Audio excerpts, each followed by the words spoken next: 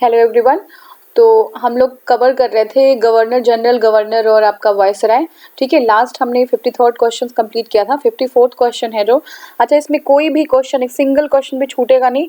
पूरी घटना चक्र को कंप्लीट की जा रही है कि ये हम रिपीट हो रहा है। रिपीट होगा तो आपको जो है आपके लिए वो बेनिफिट होगा। बार बार उसको समझेंगे सुनेंगे तो आपके लिए वो बेनिफिट, आपको लर्न हो जाएगा वो चीज़।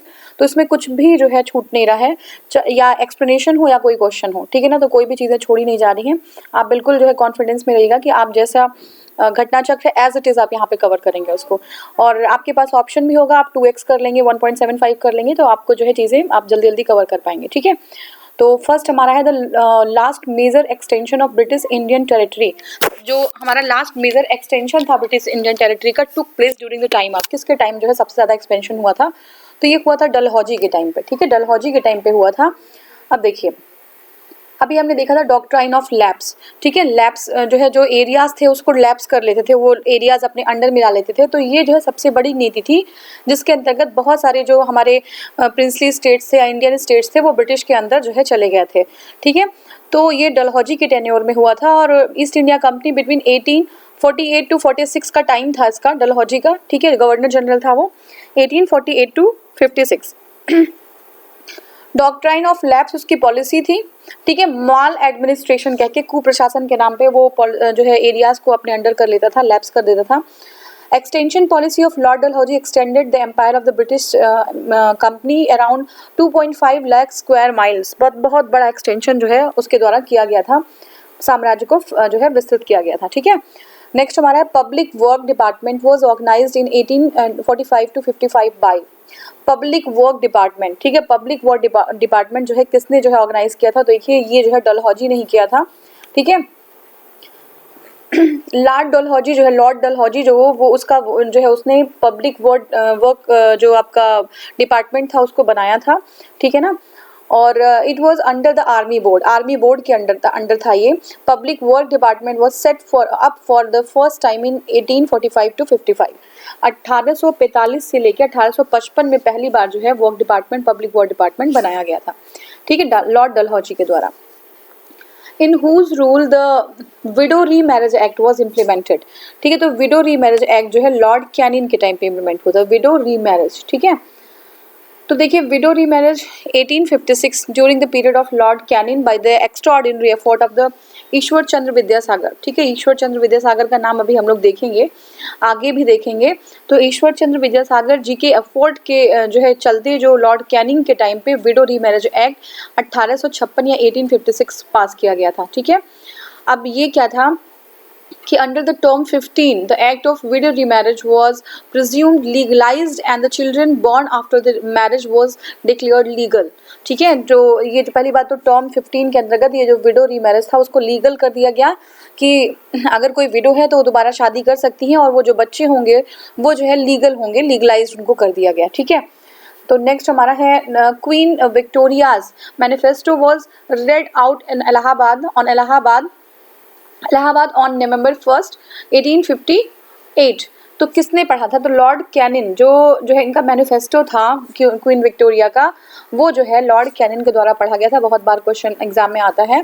तो 1857 का जब रिवोल्ट हुआ था तो जो है पावर का ट्रांसफर किया गया था कंपनी टू ब्रिटिश मोनार्क। ठीक है, यानी कि जो हमारे जनता थी तो वो बहुत असंतुष्ट थी कंपनी के प्रशासन से, तो वो जो पावर था वो ट्रांसफर कर दिया गया था ब्रिटिश मोनार्क के हाथों में। और उन्हें आश्वासन दिया था कि अब जो है कोई इस तरीके की उनका क्योस या कोई इस तरीके की सिचुएशन नहीं होगी, हम बहुत अच्छी तरीके से यहाँ का प्रशासन चलाएंगे।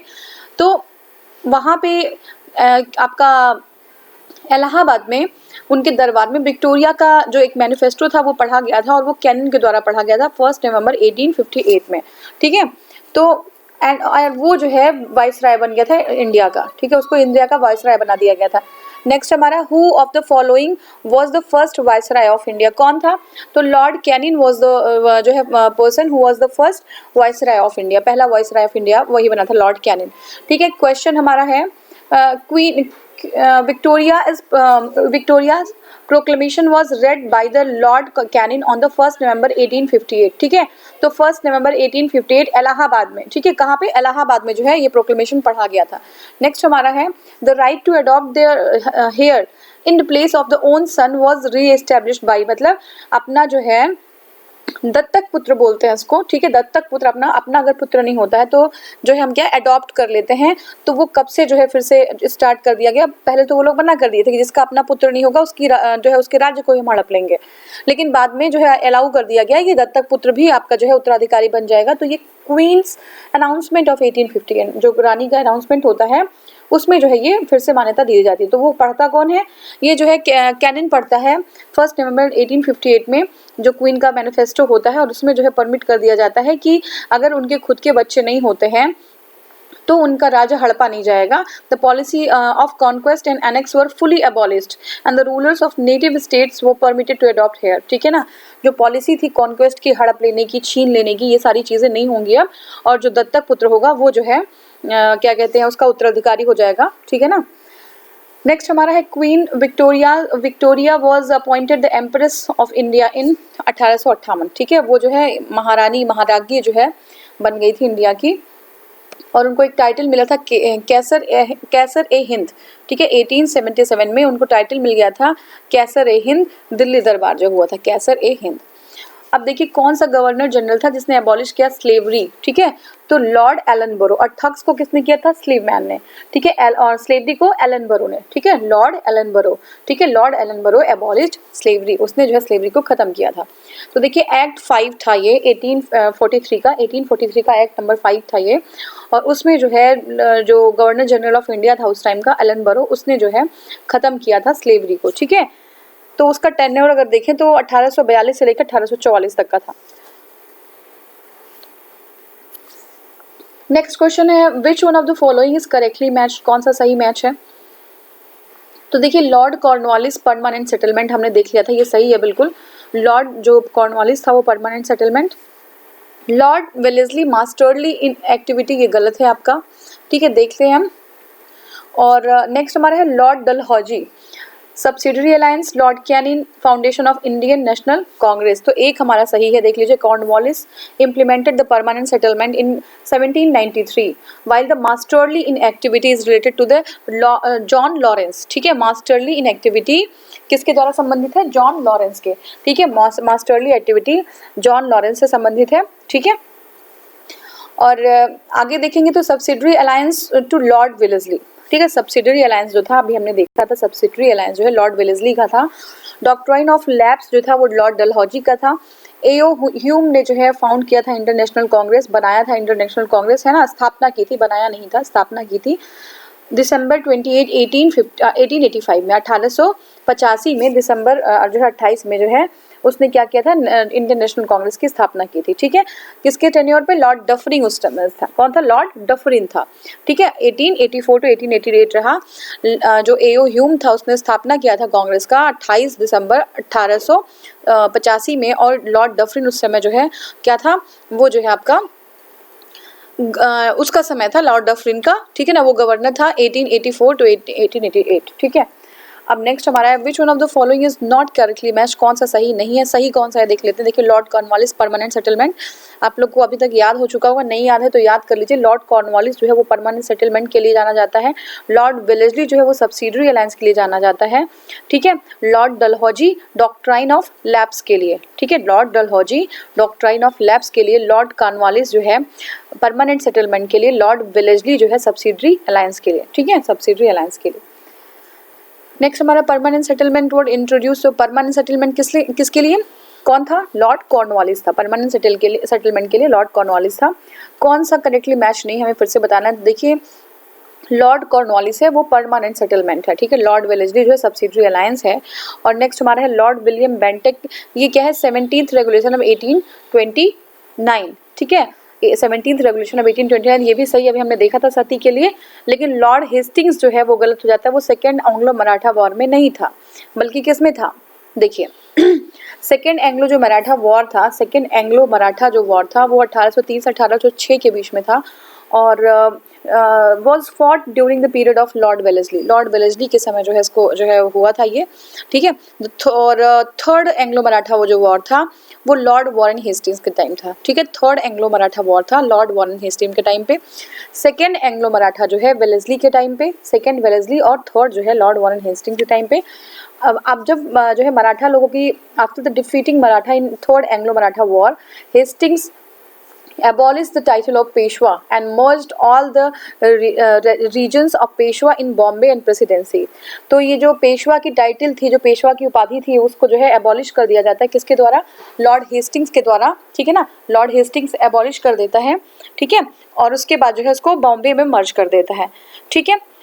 Company took over the political authority. जो पॉलिटिकल अथॉरिटी होती है, पॉलिटिकल राजनीतिक जो पावर होती है, वो सब अपने हाथ में कर लेता है। किसका? Bundelkhand, Malwa, rest of India, है ना, जहाँ पे पेशवा डोमिनेटिंग रीजन्स होते हैं, सब कुछ अपने हाथ में कर लेता है। तो ये सारे हमारा था। नेक्स्ट हम देखेंगे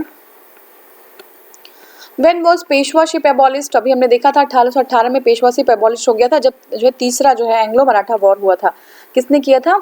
ये जो है अभी हमने जस्ट देखा था कि ये जो है किया था इसने आपका विलेज, हाँ, ये वॉरेन हेस्टिंग्स था, ठीक है। वॉरेन हेस्टिंग्स, यानी कि वेलेस्ली जो था वो सेकेंड एंग्लो मराठा वॉर में था, वॉरेन हेस्टिंग्स जो है आपका थर्ड एंग्लो मराठा वॉर में था। तो हेस्टिंग्स ने जो है ये खत्म कर दिया। और इंडिया नेपाल जो वॉर था वो जो है किसके, उसके टाइम कौन था ये भी बता दीजिएगा। Which of the following is not correctly match? कौन सा सही नहीं है? तो देखिए, लॉर्ड कॉर्नवालिस पार्लियामेंट सेटलमेंट सही है, लॉर्ड वेलेस्ली सब्सिडरी अलायंस सही है, लॉर्ड हेस्टिंग्स जो है थर्ड एंग्लो मराठा ये भी सही है। तो सारा सही है, सिर्फ सही कौन सा नहीं है? जॉनसोर जो है एंग्लो नेपाल वॉर। अच्छा, यहाँ पे क्वेश्चन दिया भी है, तो देखिए जो जॉनसोर था वो नहीं था एंग्लो नेपाल वॉर में। ये जो है लॉर्ड हेस्टिंग्स है एंग्लो नेपाल में। पहले जो एंग्लो नेपाल वॉर हुआ था वो किसका था? वो 1814 में, है ना, 1814 में हुआ था। सेकेंड एंग्लो नेपाल वॉर 1815 में हुआ था। अल्मोड़ा इन कुआनो हैज बीन वोन, एल्मोड़ा इन कुआनो हैड बीन वोन एंड मेजर जनरल, जो यहाँ का जो मेजर जनरल था, है ना, आउटउट लोनी नाम था उसका, है ना, वो फोर्स्ड वीर Gorkha Sardar Amar Singh to hand over the fort of Malwa, ठीक है। तो मालवा का फोर्ट वो ले लेता है। और ruler of Nepal sign the treaty of Sugauli. तो सुगौली ट्रिटी, जब ये लोग हार जाते हैं तो जो नेपाल का रूलर होता है वो सुगौली की ट्रिटी साइन कर देता है 1816 में। और कुमानो, गढ़वाल, शिमला जो इस डिस्ट्रिक्ट होता है वो ब्रिटिश को दे देता है। करंट अफेयर्स में न्यूज़ है कि कुछ हमारे एरियाज़ हैं पिथौरागढ़ में जिसको जो है अब क्लेम कर रहा है कौन? नेपाल क्लेम करता है कि वो हमारा है। तो आप बता दीजिए कौन कौन सी जगहों को क्लेम कर रहा है, ठीक है। विच one of the following is correctly matched? कौन सा करेक्टली मैच है? देखिए, Lord Ellenborough, annex of Awadh, ठीक है, लॉर्ड एलनबरो और एनेक्स ऑफ अवध, तो ये तो बिल्कुल गलत हो गया, है ना। अवध को किसने अनेक्स किया था? एलनबरो तो किया नहीं था। Lord Dalhousie annex of Sindh, ये भी गलत हो गया, सब उल्टा दिया हुआ है। लॉर्ड वेलेस्ली जो है वो फोर्थ एंग्लो मैसूर, तो ठीक है, लॉर्ड वेलेस्ली जो है वो जो है फोर्थ जो एंग्लो मैसूर वॉर से रिलेटेड था, बिल्कुल सही है। जॉन शोर जो है थर्ड एंग्लो मराठा वॉर, ठीक है, ये भी गलत हो गया हमारा। तो देखिए, लॉर्ड एलन बरो उल्टा दिया हुआ था। लॉर्ड एलन बरो है वो सिंध जो है अनेक्सेशन ऑफ सिंध से रिलेटेड है, 1843 में हुआ था। लॉर्ड डलहौजी जो है अनेक्सेशन ऑफ अवध जो है उसने किया था। लॉर्ड वेलेस्ली जो है फोर्थ एंग्लो मराठा वॉर 1799, और लॉर्ड हेस्टिंग जो है थर्ड एंग्लो मराठा वॉर, ठीक है।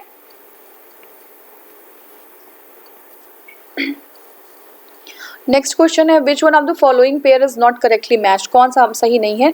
तो Lord Dalhousie annex of Awadh बिल्कुल सही। Lord Dufferin establishment of Indian National Congress, that is right.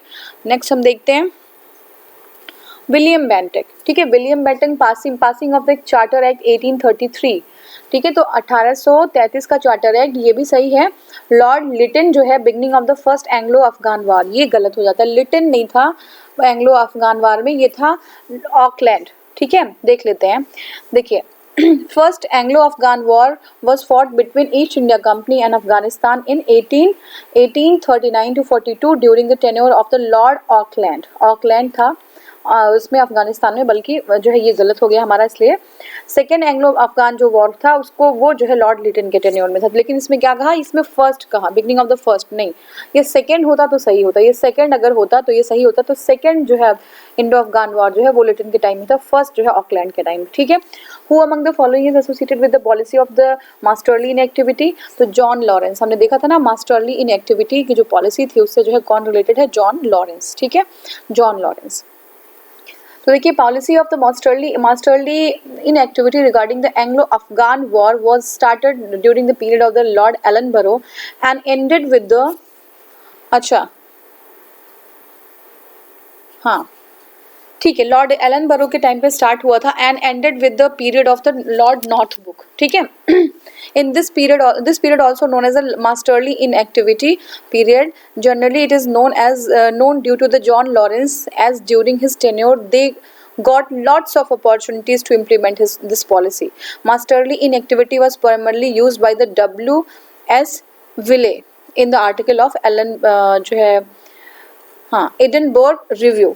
तो आपको बस यही समझना है सीधा कि जो मास्टरली इन एक्टिविटी वाली जो पॉलिसी थी वो जो है एसोसिएटेड थी जॉन लॉरेंस से। ठीक है, ये स्टार्ट किसके टाइम पे हुई थी, एंग्लो जो मास्टरली जो इनएक्टिविटी थी एंग्लो जो अफगान के टाइम पे, ये लॉर्ड एलनबरो ने स्टार्ट किया था और एंड किया था नॉर्थब्रुक ने। ठीक है, नॉर्थ जो है लॉर्ड नॉर्थब्रुक ने एंड किया था। ठीक है, और जॉन लॉरेंस जो है वो भी एसोसिएटेड है मास्टरली इनएक्टिविटी से। नेक्स्ट हमारा first census of India during the British period was held during the tenure of, तो लॉर्ड मेयो के टाइम पे लॉर्ड मेयो ने पहला सेंसस इंडिया में स्टार्ट कराया था। ठीक है, first census in British India started इन 1872, कब 1872, याद रखिएगा 1872 में पहला सेंसस हुआ था लॉर्ड मेयो के टाइम पे 1869 टू 72। लेकिन रेगुलर सेंसस की अगर बात पूछता है तो रेगुलर सेंसस जो है 1881 में हुआ था, किसके टाइम पे, लॉर्ड रिपन के समय पे। रेगुलर सेंसस जो है begin in 1881 during the tenure of the Lord Ripon।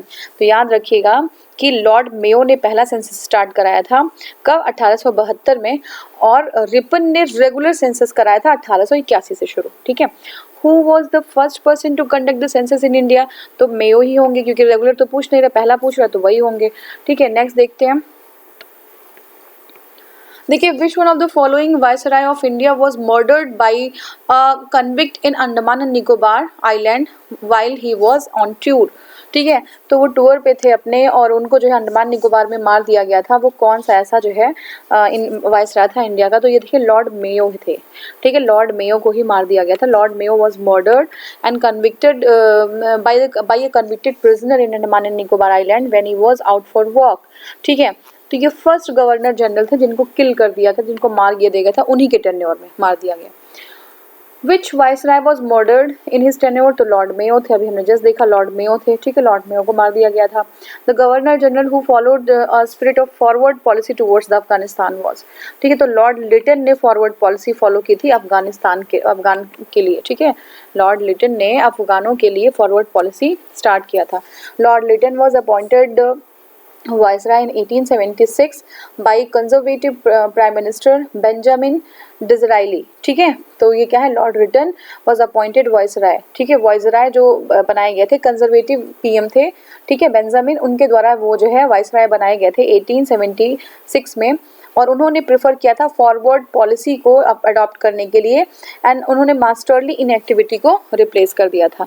ठीक है, मास्टरली जॉन जो है लॉरेंस से जो रिलेटेड थी, मास्टरली नहीं, जॉन लॉरेंस नहीं थे, मास्टरली इनएक्टिविटी को रिप्लेस करके इन्होंने फॉरवर्ड पॉलिसी को जो है अडॉप्ट किया था। किसने, लॉर्ड लिटन ने। ठीक है, लॉर्ड लिटन ने जो है मास्टरली इनएक्टिविटी को रिप्लेस करके फॉरवर्ड पॉलिसी अडॉप्ट किया था। अब नेक्स्ट हमारा which one of the following viceroy period the title of the Rai Bahadur and Khan Bahadur begin to confer to Indians, किसके टाइम पे दिया गया था, राय बहादुर और खान बहादुर।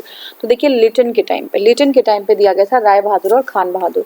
ठीक है, टाइटल अब राय बहादुर और खान बहादुर जो है वो जो है स्टार्ट हो गया था, इंडियंस को देने से शुरू हुआ था लिटन के टाइम पे। ठीक है, और vernacular press act 1878 was pass during his regime.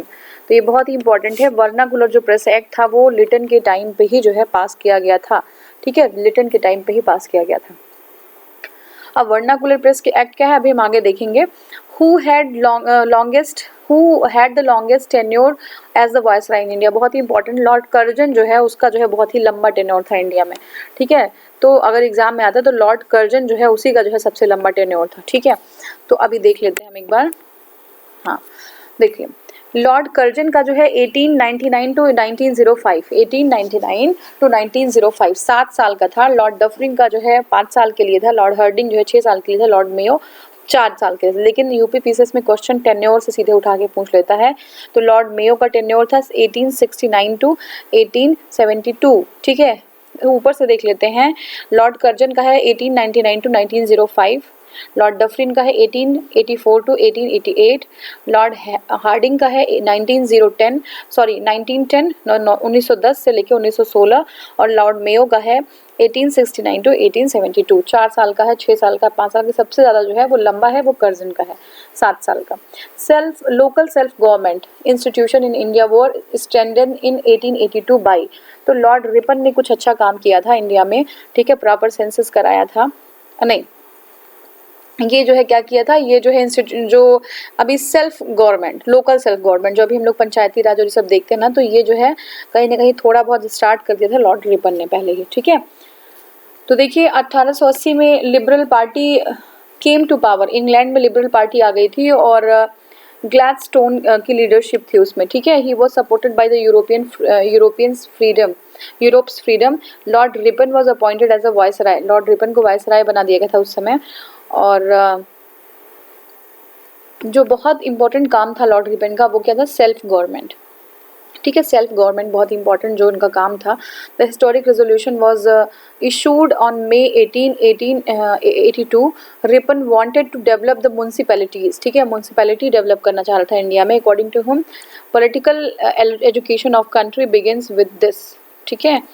राजनीतिक जो आपका एजुकेशन होता है वो यहीं से स्टार्ट होता है, उसका यही कहना था, ठीक है ना। तो उसने क्या किया था, उसने जो है the resolution was pass to build district sub divisions, tehsil taluka in every district, हर डिस्ट्रिक्ट में tehsil taluka district sub division जो है मेन तहसील और तालुका जो है बनाने की बात की गई थी। Municipalities were establish in cities, ठीक है, सिटीज़ में जो है ऐसे म्यूनसिपल जो है कॉर्पोरेशन बनाए गए थे।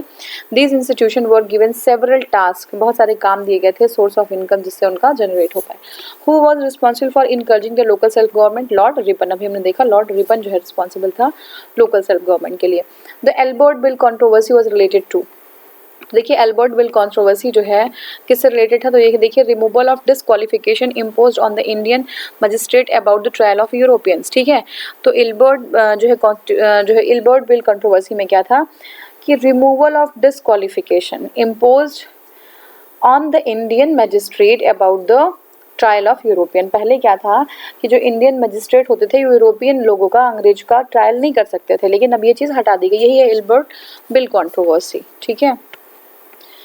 Albert bill was introduced by 1883, ठीक है, 1883 में एल्बर्ट बिल इंट्रोड्यूस कर दिया गया था, किसके द्वारा, वायसराय रिपन के द्वारा।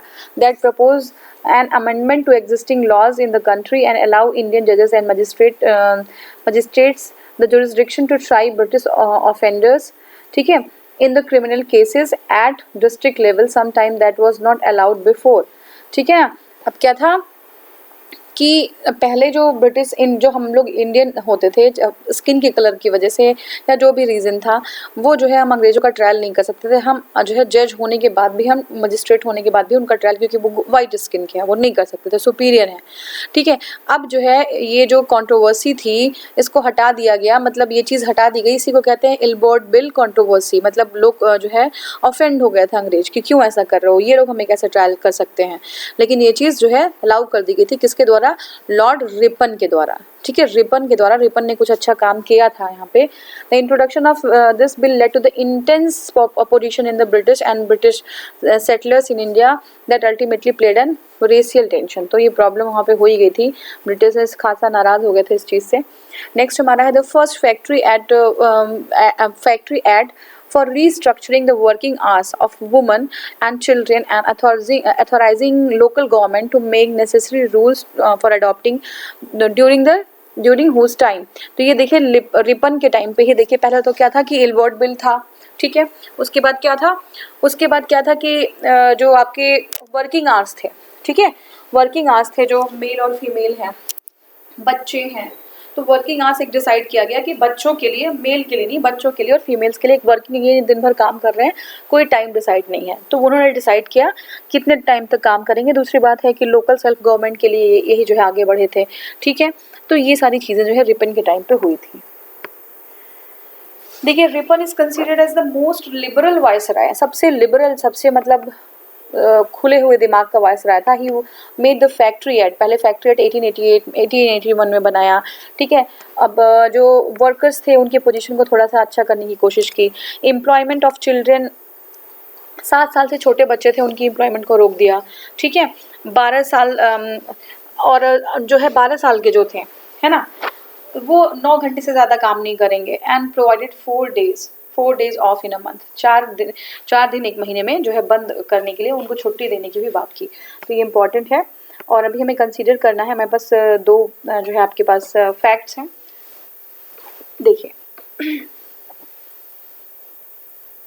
देखिए factories eight 1881 was passed with the view to fix the wages of the industrial workers and allow the workers to trade from unions।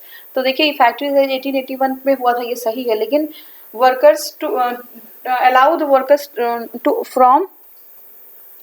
allow the workers trade from unions, ये जो है हमारा सही नहीं है, ठीक है। अब नेक्स्ट हमारा देखते हैं, N.M. Lokhande was the pioneer in organizing the labor movement in British India।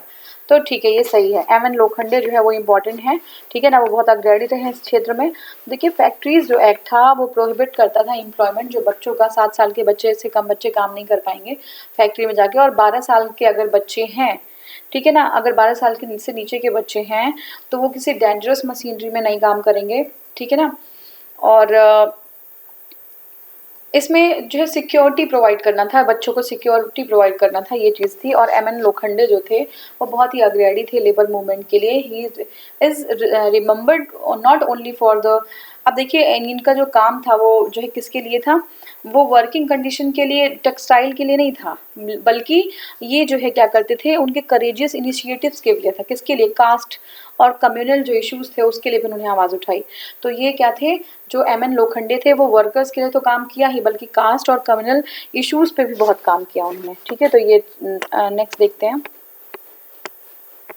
Who among the following is considered as the father of the local self government। तो लॉर्ड रिपन को फादर ऑफ कहते हैं local self government. 1882 में जो है Lord Ripon जो है उनका टेन्योर था, ठीक है। लोकल सेल्फ गवर्नमेंट उन्हीं का टाइम आया था। और आपका रिपन की अगर बात करें तो ये father of local self government जो है गवर्नमेंट कहलाते हैं। और provincial government, he order provincial governments to analyse the financial resources, ठीक है। प्रोविंशियल गवर्नमेंट को उन्हें ऑर्डर कर देते हैं, वो फाइनेंशियल रिसोर्सेज अपने वो खुद से, उनको जो है शेयर नहीं करना है, वो फाइनेंशियल रिसोर्सेज अपने खुद से जनरेट कर सकते हैं, ठीक है ना। और ये हमारा हो गया लोकल सेल्फ गवर्नमेंट के लिए।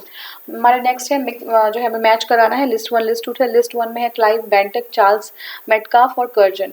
लिस्ट 2 में है removal of the press restriction और partition of the Bengal, dual government in Bengal, English education. तो क्लाइव किससे थे, क्लाइव जो है dual government of Bengal, Bentinck जो है इंग्लिश एजुकेशन, चार्ल्स मेटकाफ को अगर देखें तो जो है मेटकाफ आपका रिमूवल ऑफ प्रेस रिस्ट्रिक्शन, और कर्जन जो है पार्टीशन ऑफ बंगाल। एक बार हम देख लेते हैं इसको। तो देखिए 1765 में Lord Clive implemented dual government system in Bengal, ठीक है। अब उन्होंने क्या किया, डुअल गवर्नमेंट सिस्टम बंगाल में कर दिया लॉर्ड क्लाइव ने, हमने देखा।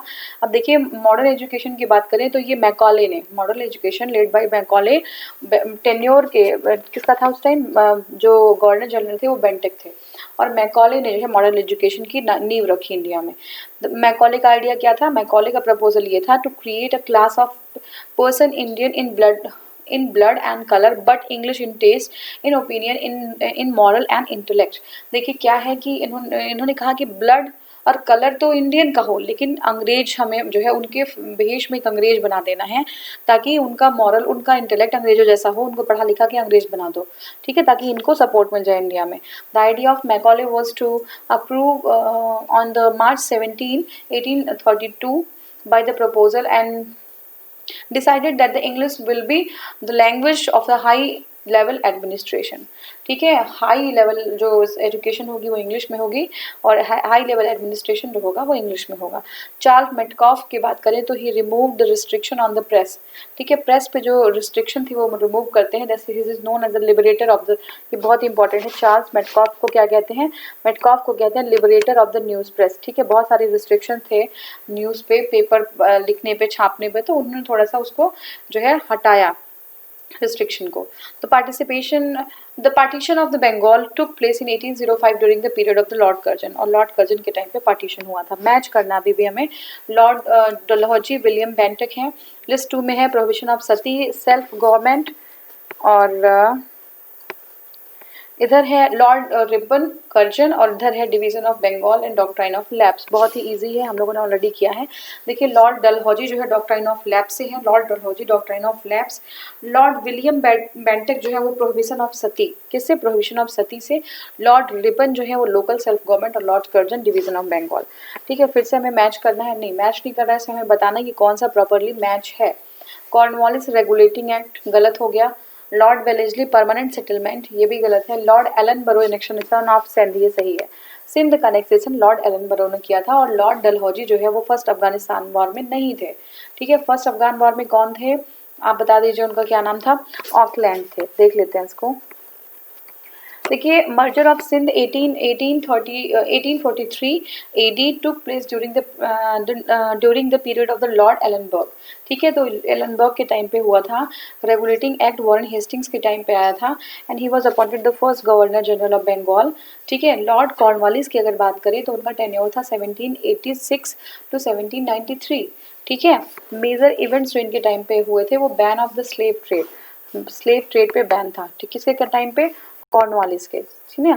कॉर्नवालिस के टाइम पे स्लेव ट्रेड पे बैन था। और स्टार्टिंग सिविल सर्विसेज का भी स्टार्टिंग इन्होंने ही किया था, ठीक है। सिविल सर्विसेज का स्टार्टिंग किया था, पुलिस सर्विसेज का स्टार्टिंग किया था, परमानेंट सेटलमेंट भी इन्हीं का था। टेन्योर ऑफ लॉर्ड वेलेस्ली जो है, जो लॉर्ड वेलेस्ली का टेन्योर था, ठीक है, वॉज फ्रॉम 1798 टू 1805, 1798 से 1805 तक का था। Major events of his tenure was subsidiary alliance system, ठीक है। तो वेलेस्ली का जो था समय था उसमें सब्सिडरी अलायंस का था। फोर्थ एंग्लो मैसूर वॉर, ठीक है, चौथा एंग्लो मैसूर वॉर भी वेलेस्ली के ही समय था। सेकेंड एंग्लो मराठा वॉर, ठीक है, एंग्लो मराठा वॉर। चौथा एंग्लो मैसूर वॉर और दूसरा एंग्लो मराठा वॉर, ये वेलेस्ली के ही समय था। वॉर हाँ, establishment of Fort William college, ठीक है, फोर्ट विलियम कॉलेज भी जो है किसके समय था, ये आपका जो है ये वेलेस्ली के समय, ठीक है। फोर्ट विलियम कॉलेज वेलेस्ली के टाइम का ही था। Tenure of Lord Dalhousie was from 1848 to 1856। थोड़ा सा जो है कंफ्यूजिंग लगेगा आपको, बहुत सारा हम इकट्ठे एक ही बार में पढ़ रहे हैं कि कौन कौन सा टेन्योर क्या था, लेकिन पढ़ना तो पड़ेगा ही, आपको रिवीजन करना है बार बार, तभी आपको जो है क्लियर होगा, समझ रहे हैं ना। तो इससे ज़्यादा ये जो मैं बहुत ही ज़्यादा एक्सप्लेन करके बता रही हूँ आपको, ताकि आप जो है एक बार समझिए, सुनिए और साथ में देखते रहिए, तो आपको क्लियरली सारी चीज़ें समझ में आ जाएंगी, ठीक है। टेन्योर ऑफ लॉर्ड डलहौजी जो था, उनका पीरियड था वो 1848 टू 1856 था, ठीक है। अब मेजर इवेंट्स उनके समय में क्या थे डलहौजी के, पहला तो क्या था, सेकेंड एंग्लो बर्मा वॉर, ठीक है। सेकेंड एंग्लो बर्मा वॉर में वो इन्वॉल्व थे। मर्जर ऑफ सिक्किम, ठीक है, सिक्किम के मर्जर में ब्रिटिश एम्पायर में मर्ज कर लिया गया था, उसमें इन्वॉल्व थे। And the merger of different kinds on the basis of doctrine of lapse, तो डॉक्ट्राइन ऑफ लैप्स में बहुत सारे एरिया इसने कैप्चर किया था लॉर्ड डलहौजी जो है, ठीक है। नेक्स्ट हमारा है विच one of the following is not correctly match, कौन सा करेक्टली मैच नहीं है, देख लेते हैं। हेक्टर जो मुनरो है वो बैटल ऑफ बक्सर, बिल्कुल सही है। लॉर्ड हेस्टिंग्स जो है एंग्लो नेपाल वॉर, ठीक है, Lord Hastings Anglo Nepal war. Lord Wellesley fourth Anglo Mysore war, ठीक है, लॉर्ड वेलेस्ली जो है चौथा एंग्लो मैसूर वॉर, ठीक है, ठीक है, लॉर्ड वेलेस्ली। और डी जो आपका है Lord Cornwallis third Anglo Maratha war, ठीक है, तो ये हमारा गलत हो जाएगा।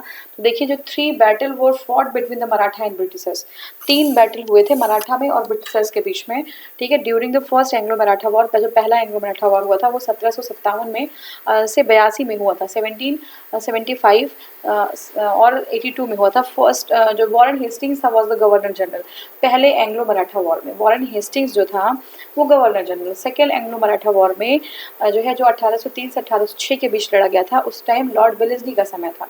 थर्ड में कौन था, थर्ड में था एंग्लो मराठा वॉर में लॉर्ड हेस्टिंग्स। तो सेकेंड में वेलेस्ली, थर्ड में हेस्टिंग्स, ठीक है, सेकंड में वेलेस्ली, फर्स्ट में जो है फर्स्ट मराठा वॉर में वॉरेन हेस्टिंग्स था, सेकंड में जो है आपका वेलेस्ली था, और थर्ड में फिर से वॉरेन हेस्टिंग्स था। तो ये जो है सीक्वेंस है। Next, archaeological survey of India किसने स्टैब्लिश किया था? लॉर्ड कर्जन ने। Archaeological survey of India Lord Curzon ने स्टैब्लिश किया था। तो देखिए ये जो आर्कोलॉजिकल सर्वे ऑफ इंडिया थी 1784 में, कब? 1784 में स्टैब्लिश की गई थी। और establishment of Asiatic society of Calcutta by the William Jones, फिर से देख लीजिए, the efforts related to the archaeological survey of India started in 1784 में स्टार्ट हो गया था, ठीक है। और एशियाटिक सोसाइटी ऑफ कैलकाटा जो है स्टैब्लिश की गई थी विलियम जॉन्स के द्वारा। किसने स्टैब्लिश किया था? विलियम जॉन्स ने स्टैब्लिश किया था, ठीक है, विलियम जॉन्स ने स्टैब्लिश किया था कैलकाटा में। 1861 में Lord Canning appointed Alexander Cunningham, ठीक है, 1861 में ये जो है लॉर्ड कैनिन ने अलेक्जेंडर कनिंघम को अपॉइंट किया as director general of archaeological survey department. Lord Canning during his tenure integrated and centralised archaeological survey of India, ठीक है। और जॉन मार्शल जो है वो न्यू डायरेक्टर जनरल 1901 में बन गया, ठीक है, न्यू डायरेक्टर जनरल। पहले तो डायरेक्टर जनरल कौन था? अलेक्जेंडर कनिंघम, और 1901 में जो है जॉन मार्शल जो है डायरेक्टर जनरल बन गया। Who was the father of the Indian archaeology? तो इंडियन आर्कोलॉजी के जो फादर थे वो क्या था? अलेक्जेंडर कनिंघम थे। Alexander Cunningham was the father of the Indian archaeology, ठीक है। तो देखिए Alexander Cunningham was a British army engineer, ठीक है, and who letter took the interest in the history and archaeology in India, और उन्हीं को जो है फादर ऑफ इंडियन आर्कोलॉजी कहते हैं। अब ये जो है रिटायरमेंट फ्रॉम आर्मी 1861 में और अपॉइंट कर दिया गया आर्कोलॉजिकल सर्वेयर ऑफ इंडिया, ठीक है, रिटायर था आर्मी का। Archaeological survey of India was establish during the period, किसके टाइम पे? लॉर्ड कर्जन के टाइम पे जो है archaeological survey of India establish की गई थी, ठीक है। नेक्स्ट हमारा है during the tenure of which governor general was the ancient monument preservation act पास। तो लॉर्ड कर्जन के टाइम पे एंशिएंट मॉन्यूमेंट प्रिजर्वेशन एक्ट पास की गया था, ठीक है। तो एंशिएंट मॉन्यूमेंट प्रिजर्वेशन एक्ट जो है 1904 में पास किया गया था। लॉर्ड कर्जन का समय था, वो जो है गवर्नर जनरल था उस टाइम, ठीक है। और उसने जो है 5000 पाउंड एलोकेट किया था, किसके लिए? प्रिजर्वेशन करने के लिए, जो है हमारे एंशिएंट माउंट्स जो है आपके एंशिएंट जो मॉन्यूमेंट्स थे उनको प्रिजर्व करने के लिए, ठीक है ना। और during his tenure integrated and centralise the archaeological survey of India, ASI को सेंट्रलाइज कर दिया। जॉन मार्शल जो है नए डायरेक्टर 1901 में बन गए, पहले अलेक्जेंडर कनिंघम थे, उसके बाद जॉन मार्शल बन गए, और उस टाइम में जो गवर्नर जनरल था वो कर्जन था, ठीक है। An important event of the Lord Dufferin's tenure and viceroy, जो इंपॉर्टेंट इवेंट था लॉर्ड डफरिन का और टेन्योर का, establishment of Indian National Congress, ये सही है हमारा, ठीक है। ये डफरिन के टाइम पे ही 18 उसका जो टाइम था वो था 1884 टू 88, उसी समय पे इंडियन नेशनल कांग्रेस 1885 में बनी थी, ठीक है। जो है ये हमारा हो गया। और इसने जो है क्या कहा था? माइक्रोस्कोपिक माइनॉरिटी कहा था, ठीक है, लोगों को। ही इनिशियली कॉल्ड द कांग्रेस को माइक्रोस्कोपिक माइनॉरिटी कहा था, और उसको बहुत सीरियसली लिया भी नहीं था। Who compared Curzon's administration in India to that of Aurangzeb? तो गोखले ने कहा था, जीके गोखले ने कहा था कि कर्जन का जो एडमिनिस्ट्रेशन इंडिया में है वो औरंगजेब जैसा है, ठीक है, ये गोखले जी ने कहा था। In my believe Congress is to tottering to its fall and my greatest ambition while in India is to assist it to a peaceful demise। ये किसने कहा था? तो देखिए ये कहा था आपका लॉर्ड कर्जन ने कहा था कि ये अपने बिल्कुल खत्म होने के कगार पे है, ठीक है ना, और कांग्रेस, और मैं चाहता हूँ कि इसको मैं लड़खड़ाते हुए, गिरते हुए, टूटते हुए देख पाऊँ। तो लॉर्ड कर्जन जो है 1898-95 में 7 ईयर रूल में था वो, और इंडिया वॉज, और 7 ईयर्स के लिए यहाँ पे था, वॉज फुल ऑफ मिशन, बहुत सारे मिशंस थे, कमीशंस थे, ओमिशंस थे उसके टाइम पे, है ना। उसने जो है इंडियन जो हमारा इंडिया को एज अ नेशन, एक राष्ट्र के रूप में देखना ही नहीं जो है चाहा, वो उसको रिकग्नाइज ही नहीं किया। और इंडियन नेशनलिस्ट को उसने जो है इंसल्ट किया। उसने कहा कि लेटिंग ऑफ गैस, मतलब एक जो है गैस का ये बुलबुला है, ये कुछ दिन में अपने आप जो है ख़त्म हो जाएगा, ये लड़खड़ा रहा है, ये टूट रहा है, और मेरा जो जब तक मैं इंडिया में हूँ मैं चाहता हूँ कि इसको टूटते हुए, इसका जो इसके अंत देखते हुए मैं यहाँ से जाऊँ, ठीक है। Consider the following viceroys of India during the British rule, ठीक है। तो इसको हमें क्रोनोलॉजिकल ऑर्डर में लगाना है। तो देखिए सबसे पहले कर्जन है, फिर आपका लॉर्ड हर्डिंग, फिर आपका है लॉर्ड चेम्सफोर्ड, और उसके बाद लॉर्ड इरविन है, ठीक है। लॉर्ड कर्जन का टाइम है 1899 से 1905, लॉर्ड हर्डिंग का है 1910 टू 1916, लॉर्ड चेम्सफोर्ड है 1916 टू 1921, लॉर्ड इरविन है 1926 टू 1931। नेक्स्ट हमारा the strategy of divide and rule, ये किसका था? कर्जन का था, जो है फूट डालो और राज करो, ठीक है ना। हिंदू मुस्लिम डिफरेंसेस बहुत सारे उसने डाले, डिवाइड एंड रूल करना चाहा, पार्टीशन कर दिया बंगाल का 1905 में इसने, ठीक है। और ठीक है, ये सिंबल थी उसकी पॉलिसी की, पार्टीशन कर देंगे तो हिंदू मुस्लिम यूनिटी टूट जाएगी, ये एक तरीके का सिंबल था कि डिवाइड और रूल करना चाहता था, ठीक है। दोनों के बीच में हिंदू मुस्लिम को तोड़ना चाहता था।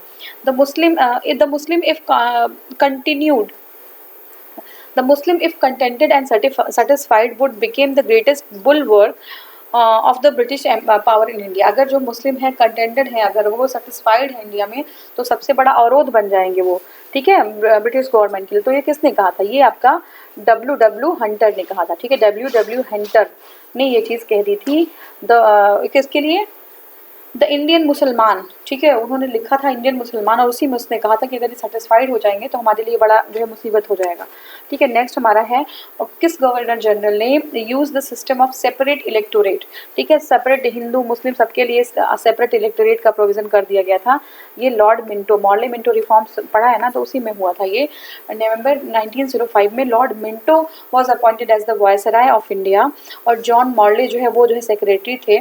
उसने जो है मॉर्ले मिंटो रिफॉर्म 1909 में लाया था, और उसने जो है सेपरेट इलेक्टोरेट कर दिया था, मुस्लिम मुस्लिम से, हिंदू हिंदू को इलेक्ट करेंगे, मतलब मुस्लिम को मुस्लिम ही इलेक्ट करेंगे, ये था, ठीक है, अलग कर दिया था मुस्लिम्स का। Who among the following was the only Jewish viceroy, ठीक है, ज्यूज थे, ज्यूज वायसराय कौन थे इंडिया में? लॉर्ड रीडिंग था, ठीक है, लॉर्ड रीडिंग था। लॉर्ड रीडिंग जो है ओनली ज्यूज वायसराय था। Who survived first in the house of the Commons, appointed solicitor general in 1902, solicitor general था, उसके बाद अटॉर्नी जनरल बना, फिर 1912 में प्रमोट कर दिया गया कैबिनेट रैंक पे, फिर 1913 में जो है he became the Lord chief justice of England, बहुत ही बड़े बड़े पदों पे रहा ये। फिर 1921 में जो है हाईएस्ट पोस्ट पे था, और which any British subject can hold under the crown, सबसे बड़ी पोस्ट पे रहा जिसपे कोई भी ब्रिटिश सब्जेक्ट हो सकता था। और उसके बाद फिर वायसराय ऑफ इंडिया बना, सबसे बड़ा जो है पद था। जो Chauri Chaura incident and the formation of the Swaraj Party was some of his incidents during his period।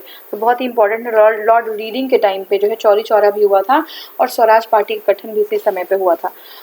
Which one of the following pair is not correctly match, कौन सा सही नहीं है? देखिए, Pitt's India act Warren Hastings, Pitt's India act Warren Hastings, doctrine of lapse Dalhousie, और इलबोर्ड bill है Ripon. Lord जो vernacular press act है वो लिटन के टाइम पे था, वर्नाकुलर प्रेस एक्ट लिटन के टाइम पे था, ठीक है। तो ये हमारा गलत हो गया, बाकी सब सही है। पिट्स इंडिया एक्ट जो है जो है वॉरेन हेस्टिंग्स के टाइम था, डॉक्ट्रिन ऑफ लैप्स जो है ये जो है डलहौजी के टाइम था, और इलबर्ट बिल रिपन के टाइम पे था। ये हमारा जो है हो गया।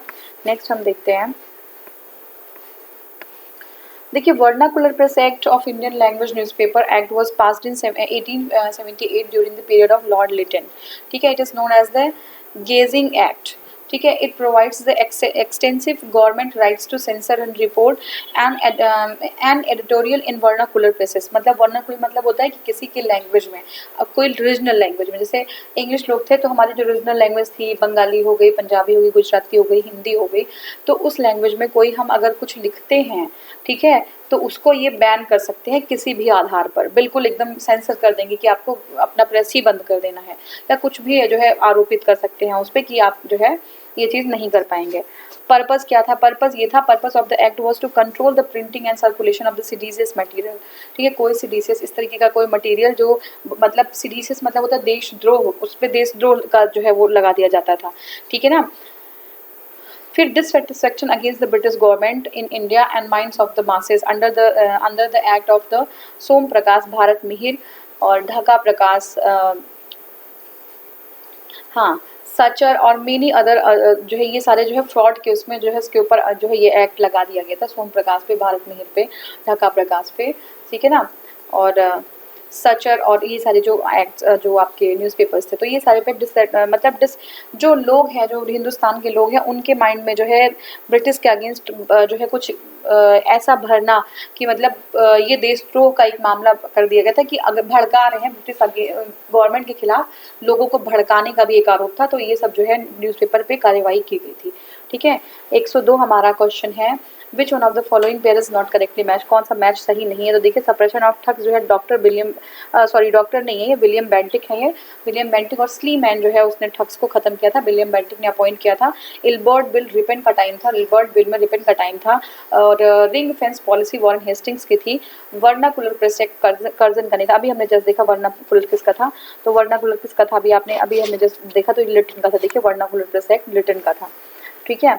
Vernacular press act 1878 under the governor general Lord Lytton curtail the freedom of the Indian language press। जो भी जितनी भी न्यूज़पेपर्स इंडियन लैंग्वेज में निकलती थी, मैगजीन, साप्ताहिक, डेली जो भी निकलते थे, मंथली, उसको सबको पे बैन लग गया था, कंट्रोल हो गया था बिल्कुल, और उसको रोक दिया गया था vernacular act from expressing criticism British policies. British की पॉलिसीज का क्रिटिसिज्म आप नहीं कर सकते। रेस्ट ऑफ द जो है ऑप्शन हमारे सारे सही थे। नेक्स्ट हमारे transfer of the capital from the British India from Calcutta to Delhi was affected during the किसके टाइम पे ये हुआ था, ठीक है। तो ये लॉर्ड हर्डिंग के टाइम पे, तो लॉर्ड हर्डिंग ने जो है कैलकाटा से दिल्ली में जो है ट्रांसफर किया था अपना कैपिटल, ठीक है। तो देखिए transfer of the capital of British Calcutta to Delhi, ये जो है हर्डिंग के टाइम पे हुआ था, ठीक है, वायसराय हर्डिंग के टाइम पे। और जॉर्ज पंचम थे और क्वीन मैरी, जॉर्ज पंचम और क्वीन मैरी को इंडिया में इनवाइट किया गया था 1911 में, ठीक है। दिल्ली दरबार एक बहुत बड़ा ग्रैंड दरबार, दिल्ली दरबार के नाम से जाना जाता है उसको। ये सेकेंड दिल्ली दरबार था, एग्जाम में आ जाए तो बता दीजिएगा, सेकेंड दिल्ली दरबार था। The partition of Bengal was rejected in this Durbar and the transfer of capital was declared, ठीक है। जो कैपिटल का ट्रांसफर था जो है कलकत्ता से दिल्ली, वो तो सही माना गया, सही कर दिया गया, लेकिन जो पार्टीशन था उसको जो है लोगों ने रोक दिया, ठीक है, कि अब पार्टीशन जो है गलत था, तो पार्टीशन नहीं होना चाहिए। तो अब जो है आपके पास जो है कोड है, और करना क्या है आपको जो है इसमें मिलान करना है, ठीक है। डॉक्ट्राइन ऑफ लैप्स है, पार्टीशन ऑफ बंगाल है, डुअल गवर्नमेंट ऑफ बंगाल है, और सोशल रिफॉर्म है। तो देखिए सोशल रिफॉर्म कौन सा है, बेंटक थे, ठीक है। पार्टीशन ऑफ बंगाल कौन सा था, कर्जन था, ठीक है, कर्जन था, ठीक है। डॉक्ट्राइन ऑफ लैप्स कौन है, डलहौजी है, ठीक है, डलहौजी हो गया। और इसके बाद डुअल गवर्नमेंट जो है वो क्लाइव हो गया, बेंगलोर में डुअल गवर्नमेंट क्लाइव हो गया। तो ये हमारा सही मिलान था, ठीक है। देखते हैं, देखिए डॉक्ट्राइन ऑफ लैप्स है, डलहौजी है, partition of Bengal Lord Curzon है, डुअल गवर्नमेंट ऑफ बंगाल है, ये क्लाइव है, और सोशल रिफॉर्म बेंटक है। अब हमें जो है लिस्ट 1 लिस्ट 2 हमें इसमें भी जो है मैच कराना है। तो ये थोड़ा सा लंबा सा क्वेश्चन है, देख लेते हैं। देखिए गवर्नर जनरल, इसको हम ऐसे देखेंगे, हाँ अच्छा देख लेते हैं इसको। देखिए governor general of presidency of Fort William in Bengal under the regulating है 1773। दूसरा है governor general of India under the charter act of 1833। Governor general of viceroy of India under the Indian council act 1858। Governor general of crown representative under the government of 1935। तो इसमें क्या था, governor general of presidency of Fort William, Bengal का कौन था, Hastings था। India का कौन था, बेंटक था, ये क्लाइव था। तो यही होगा हमारा। देखिए after acquiring Bengal the British parliament pass the regulating act 1773 और कंपनी के अफेयर्स को रेगुलेट करने के लिए। तो हेस्टिंग्स था, उसको गवर्नर जनरल बना दिया गया था, ठीक है। दो जो है Warren Hastings not given in the option में नहीं है, लेकिन जो है ये जो है वही था। अपॉइंटमेंट ऑफ डलहौजी, ठीक है, 1833 में अपॉइंटमेंट ऑफ डलहौजी था, 1858 में मिंटो था अपॉइंटमेंट, और 1853 में अपॉइंटमेंट ऑफ वेवल। तो ये जो है सही उत्तर है, ठीक है। और हमारा जो है नेक्स्ट हमारा आएगा impact of British rule in Indian economy, ठीक है। तो ये हमने कंप्लीट कर दिया। नेक्स्ट हमें स्टार्ट करना है जो है impact of British rule in Indian economy, ठीक है। Thank you so much for watching.